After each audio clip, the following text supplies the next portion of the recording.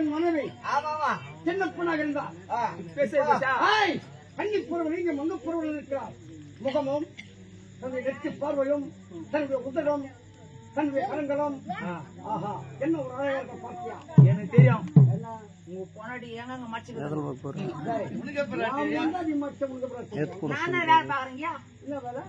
நானே காவலுக்குறான்.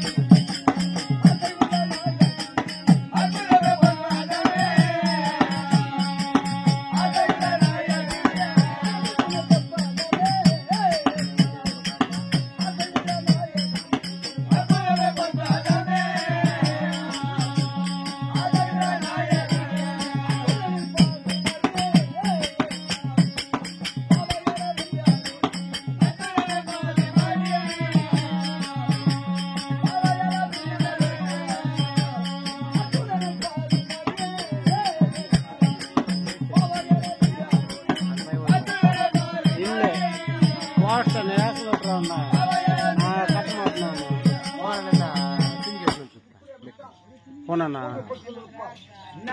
கப்பு கூட்டு போறேன்